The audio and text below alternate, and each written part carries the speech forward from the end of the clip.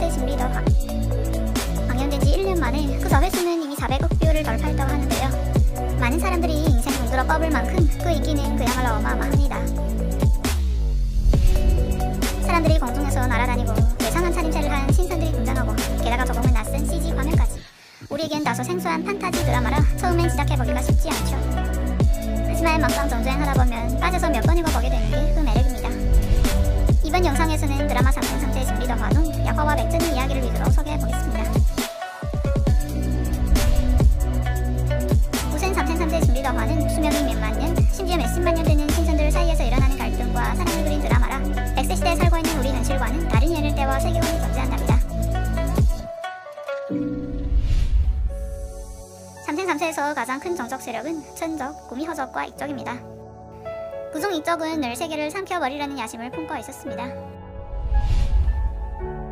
구미허적 왕실에는 백천이라고 부르는 막내딸이 태어납니다.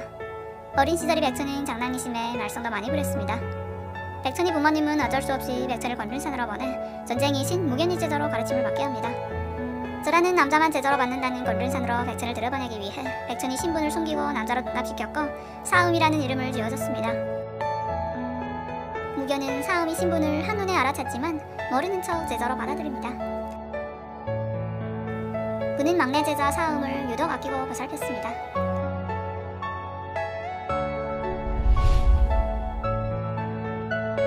무견이 제자로 된 지도 어느덧 2만 년. 성격이 여전히 산만한 사음은 무견이 폐관 수련 중인 틈을 타 영우와 함께 몰래 천국으로 놀러나갑니다. 가는 도중 그들은 이쪽이 지역을 지나다그만 인광 경창에게 체포되고만 합니다. 여전히 세계를 손에 넣으려는 야심을 버리지 못했던 경창은 전쟁을 도발하기 위하여 무견이 제자들을 가두며 무견이 심기를 건드립니다.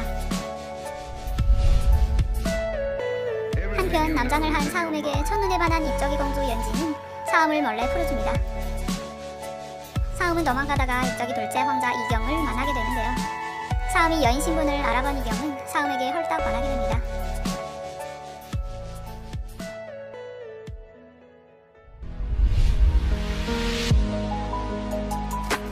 공연은 제자들을 구하러 이끼에 나타났습니다. 사음이 청겁을 예측한 그는 이내 권륜산으로 돌아왔고 사음을 대신해 뼈와 살이 갈긴 듯한 청겁을 한 몸에 받습니다.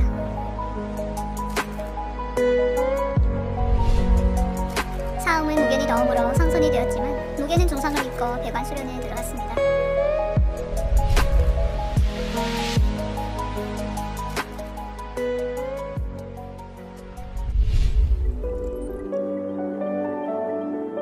이경은 사음을 만나러 권륜산으로 찾아왔습니다.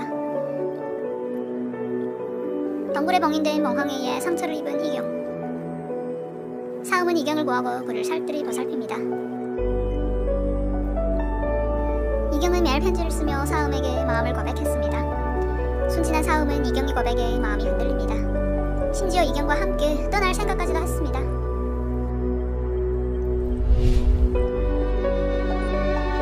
한편 신분이 미천한 약혼자와 결혼하기 싫어 사음을 찾아온 현녀. 사음이 미모와 신분이 부러워 질투심에 차 있었던 현녀는 사음이 얼굴로 둔갑해 이경을 유혹합니다. 이경은 결국 현녀의 거드김에 넘어갔고 현녀를 데리고 이끼로 돌아갑니다.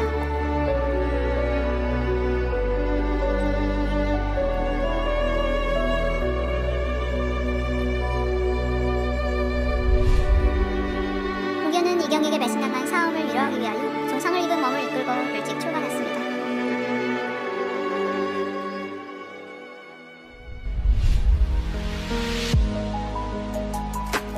한편 현녀는 이경과 결혼하기 위해 고육책을 써 권륜산으로 돌아와 천적이 중요한 전법을 훔쳐갑니다.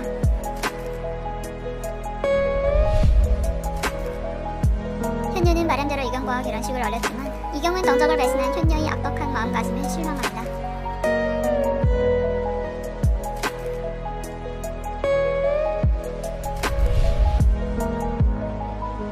드디어 청계와 익계의 전쟁이 일어났습니다. 전쟁에서 패배하고 막다른 길에 들어선 경창은 세계를 멸망시키는 동황정을 잃어버립니다. 무견은 천하의 아내를 위해 자신의 혼으로 동황정을 봉인했습니다. 이렇게 무견의 영혼은 흔적도 없이 흩어져 버렸습니다. 사음에게 기다리란 말만 남긴 채 말이죠.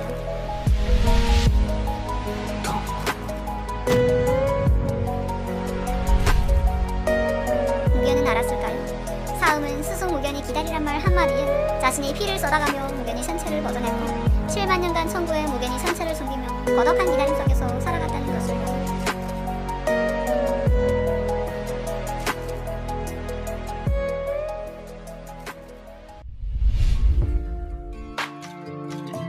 한편 천계에는 천군이 전자 야화가 태어납니다. 여기서 야화는 무견과 몇십만 살이나 차이가 나지만 사실 무견이 쌍둥이 동생입니다. 무신은 사고로 목숨이 위태로웠던 야화의 혼을 금변에 담아 보존했고 야화는 무견이 보살핌 속에 몇십만 년이 지나서야 겨우 세상의 빛을 볼 수 있었습니다. 그렇게 세월은 어느덧 7만 년이 흘렀습니다.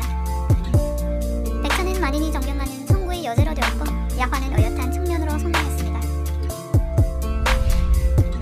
7만 년을 주기로 봉인이 해제되는 동황정. 백천은 동황정을 다시 봉인하기 위하여 홀로 동황정에 봉인된 격창과 싸우다 실력과 기억을 모두 잃고 인간으로 변해버립니다.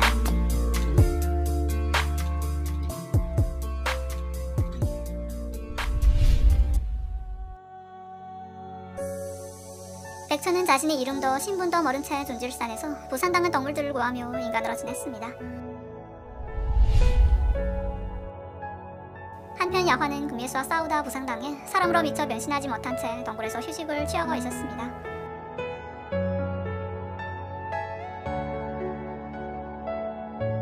백천은 부상당한 흑룡 야화를 금은뱀으로 생각하고 집으로 데려가 극심히 보살핍니다.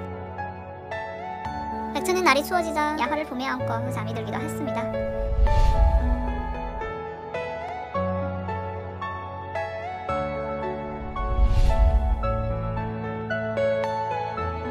야화는 너사에게 괴롭힘을 당하는 백천을 구하려다 흑룡 신문이 드러나자 어쩔 수 없이 천계로 돌아갑니다.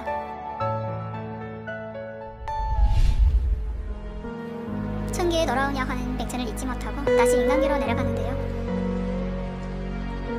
백천이 마음을 잡기 위해 그는 중상을 입은 척 백천이 집 앞에 나타났습니다. 야화는 이름을 기억하지 못하는 백천에게 서서라는 이름을 지어주기도 했습니다. 야화를 덜 받은 백천의 마음도 콩닥거리기 시작합니다.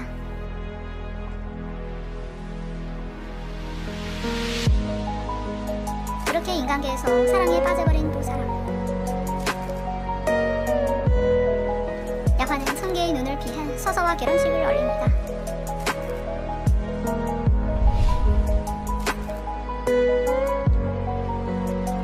하지만 천계에서의 하루는 인간계에서의 1년과 같거니 야화가 천계에 하루만 머물러도 서서는 꼬박 1년을 기다려야 했습니다.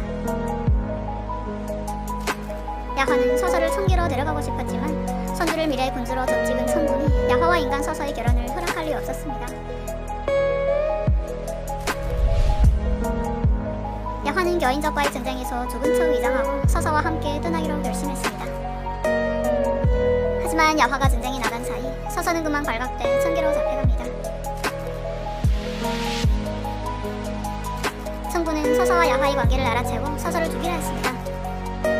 야화의 아이를 가진 서서는 다행히 야화의 어머니 락서의 도움으로 목숨을 부지할 수 있었습니다. 한편 신분이 낮은 서신이 삼촌과 결혼하려다 온갖 시련을 겪고 목숨까지 위태로웠던 걸 지켜보았던 야화는 서서도 똑같은 고통을 겪을까봐 두려고 서서에게 관심이 없는 척 서서를 외면했습니다.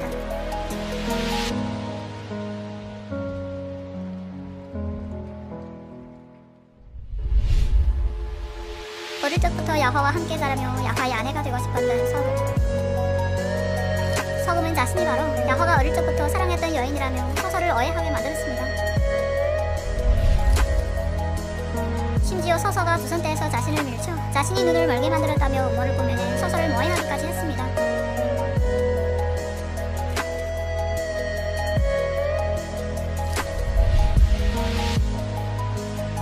야화는 서서의 목숨을 살리기 위하여 어쩔 수 없이 직접 서서의 눈을 더르는 서금에게 넘겨줬습니다.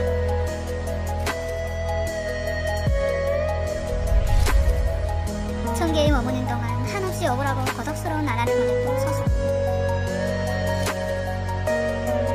유일하게 믿고 의지했던 야화에게까지 눈을 잃고 살아갈 용기와 희망조차 없었던 서서는 야화의 아들 아리를 낳고 결국 두선대에서 뛰어내립니다.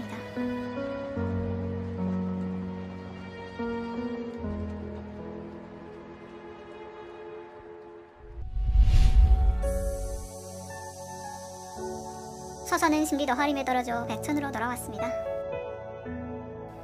인간으로 지내며 두 눈을 잃었던 백천은 여전히 강한 빛을 보지 못해 형광으로 가려야만 했습니다. 백천은 인간이라는 천겁을 겪고 상선이 되었지만 서서를 구하려고 주선타에서 뛰어내린 야화는 중상을 입고 혼수 상태에 빠집니다. 서금은 어머니 관석에서 야화를 살릴 수 있는 유일한 성물 결백 등을 가져오는 것을 전제로 성군에게 야화와의 결혼을 허락받고 야화의 첩이 됩니다. 야화는 그런 서금에게 눈길 하나 두지 않았습니다. 인간 정겁이 쓴맛을 본 백천. 천계에서의 온갖 서름과 고독함을 잊고 싶었던 그녀는 저란에게서 얻은 망각수를 마시고 인간으로 지내던 모든 기억을 지워버렸습니다. 야화는 서서를 부활시키기 위해 결백 등의 서서의 모든 물건을 태워보기도 했지만 백천으로 돌아간 서서는 나타날 리 없었습니다. 야화는 아들 아리와 함께 서서와 살던 집을 오가며 서서를 기다렸습니다. 서서에 대한 사무치는 그리움 속에 어느덧 세월도 300년이 흐릅니다. 백천은 연애에 참석하기 위해 동해로 갑니다. 그곳에서 백천은 아들 아리를 만나지만 인간으로 지내던 기억을 모두 지워버린 백천은 아리를 알아보지 못합니다. 하지만 아리는 그림 속 엄마와 똑 닮은 백천을 한눈에 알아봤고 백천을 엄마라고 부르며 따라다닙니다.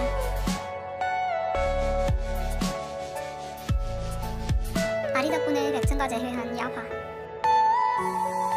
서서와 똑같은 습성과 흉터를 가진 백천의 모습에 야화는 서서가 바로 백천이라고 확신이 들었습니다. 아리 도움 속의 야화는 순리롭게 백천에게 애정 공시를 펼칩니다. 한편 300년 전 천구는 이미 구미 허적이 여자인 백천과 태자 야화의 혼인을 정한 적이 있었습니다. 다만 안타깝게도 백천이 인간 서서로 천겁을 겪으며 모든 게 엇갈렸던 것입니다. 야화는 자신을 기억하지 못하는 백천의 마음을 잡기 위해 아들 아리와 함께 약혼자의 신분으로 백천의 집에서 생활하기로 합니다.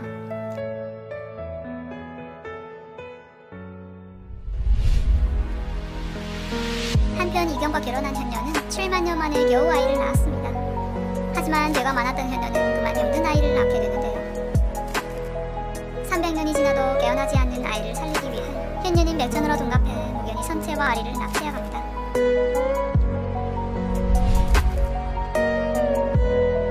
백천은 무견과 아리를 구하기 위해 홀로 있기로 쳐들어갑니다.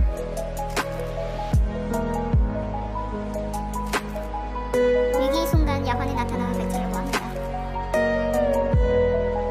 무견을 위해 필사적으로 싸우는 백천을 본 야환은 무견과 백천의 관계를 오해하고 슬픔에 잠깁니다.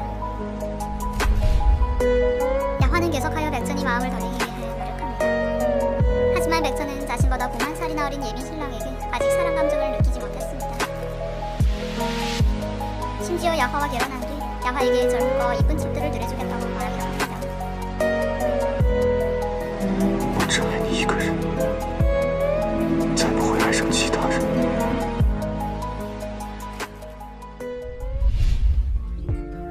한편 무견의 영혼은 600년 전부터 서해 황자의 몸에 머물며 돌아올 준비를 하고 있었습니다. 무견이 깨어날 거란 소식에 야화는 마음이 무겁기만 합니다. 백천은 야화의 마음도 몰라주고 편지 한 장만 남긴 채 무견을 구하러 서해로 떠납니다. 야화는 무견을 질투하면서도 하루라도 빨리 백천이 서원대로 무견이 깨어나길 바라며 결백등을 가지고 서해로 찾아옵니다. 백천은 오빠의 조언으로 자신도 야화에게 마음이 있다는 걸 점차 깨닫게 됩니다. 야화는 백천과 마지막 밤을 보내고 백천 몰래 무견을 살릴 수 있는 약초를 얻으러 동해로 떠납니다. 한편 현녀도 아이를 살려내기 위해 약초를 구하러 동해에 나타나는데요. 약초를 지키는 괴물들과 싸우는 도중 야화는 현녀의 방해로 그만 한쪽 팔을 잃고 맙니다. 야화는 중상을 입은 몸을 이끌고 자신이 평생의 내공을 들여 단약을 만듭니다.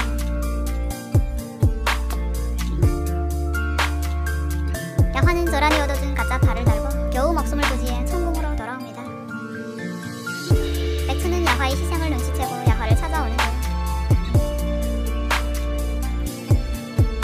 한쪽 팔을 잃고 목숨이 위태로운데도 아무렇지 않은 척 애쓰는 야화의 모습에 백천의 마음이 아팠습니다.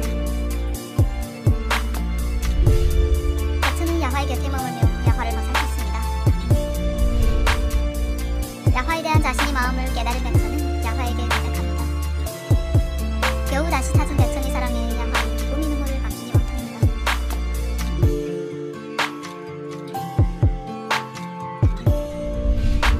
한편 야화가 죽인 덩해의 괴물들은 부신이 절반의 실력을 물려받은 괴물들이었는데요. 그런 괴물들을 죽여 천기의 규칙을 어긴 야화는 인간으로 겁을 겪으러 떠나게 됩니다. 이와 동시에 무견도 마침내 깊은 잠에서 깨어납니다. 7만 년간 애타게 혼을 모으며 그토록 보고 싶었던 백천과 눈물이 상봉을 한 무견. 백천을 마음에 두고 있던 무견은 야화와 백천의 관계를 알고 마음이 심란해집니다. 백천은 무견을 그저 스승으로 존경하고 지켜왔지만 무견은 오래전부터 이미 백천을 마음에 두고 있었습니다.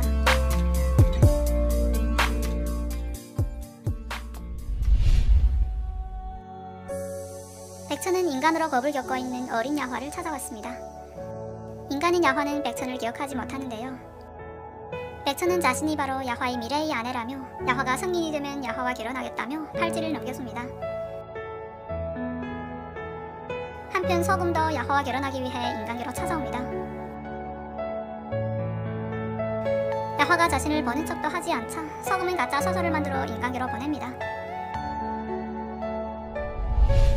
어느덧 인간계에서 과거에 급제하고 청년으로 성장한 야화. 야화는 몇 년 전 자신을 찾아온 백천과 떡 닮은 서서가 불쌍해 집으로 데려갑니다. 백천은 약속대로 성인이 된 야화를 찾아옵니다. 하지만 서금이 나타났고 서서가 바로 야화가 꿈에 둬버리던 300년 전의 인간 아내라며 백천이 질투심을 자아냅니다. 야화에게 자신은 그저 서서의 대체품일 뿐이라 생각한 백천은 홧김에 천국으로 돌아갑니다. 자신이 바로 서서라는 사실은 기억하지 못한 채 말입니다. 상심한 마음에 술을 마시던 백천은 길백등을 깨고 마는데요. 따라서 인간 서서로 지내던 기억도 돌아오게 됩니다.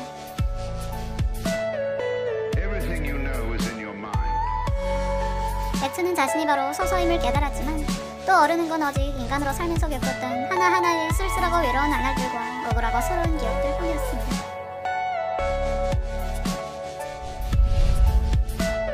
백천은 천계로 가 서금이 눈에 담겨있는 자신의 눈을 다시 찾아왔고 다시는 야화와 만나지 않으리라 다짐합니다.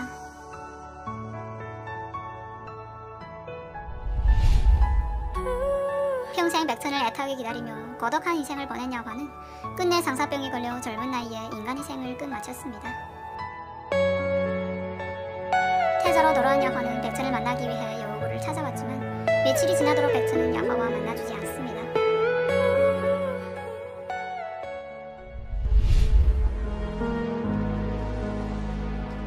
한편 무견이 혼이 돌아오면서 경창이 갇힌 동황정도 위력이 약해져 경창은 끝내 동황정에서 탈출하고 맙니다. 야화는 백천을 대신해 경창과 싸웁니다. 야화와의 대결 끝에 경창은 끝내 죽었지만 경창이 동황정과 자신의 목숨을 하나로 이어넣으면서 동황정도 폭발 위기에 처했습니다.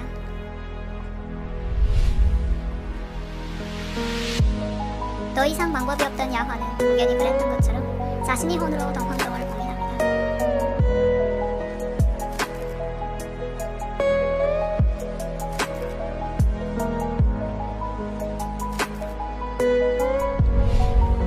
야화의 죽음에 백천은 역시나 같은 한동안 그 자리에 멍하니 앉아만 있었습니다.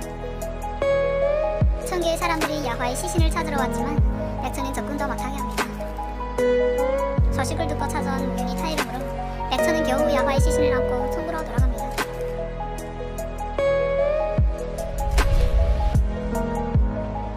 무견을 살려낸 것처럼 야화도 살리고 싶었던 백천. 하지만 천적의 규칙에 따라 태자인 야화는 천개의 무망해에 묻혀야만 했습니다. 야화의 부모님은 물론 삼촌들 그리고 동화제군까지 야화의 시신을 찾으러 천국에 나타납니다. 아들을 잃은 절박감 때문일까요? 락스는 야속하게도 야화가 백천을 위해 평생 헌신한 것도 모자라 목숨까지 2번 잃었다며 백천이 아픔을 콕콕 찔렀고 백천으로 하여금 죄책감 때문에 야화의 시신을 내놓을 수밖에 없게 만듭니다. 더 이상 피할 길이 없었던 백천은 야화의 시신을 천개로 넘깁니다. 야화를 보내고 깊은 슬픔에 빠진 백천. 꿈에 꿈에서나마 야화와 재회할 수 있다는 기대로 백천은 매일 잠만 자며 나날을 보냅니다.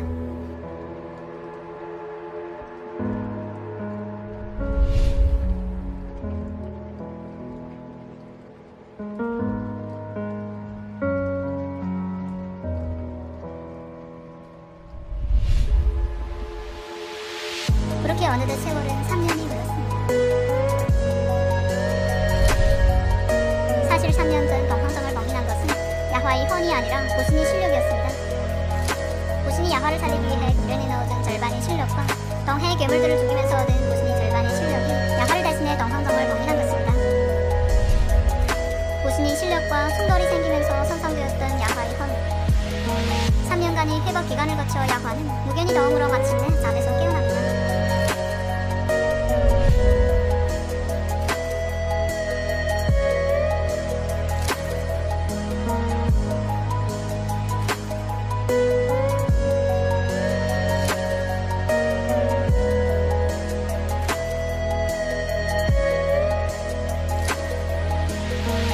드디어 신비 덩하림에서 재회한 야화와 백천. 둘은 추억을 되새기며 행복한 시간을 보냅니다.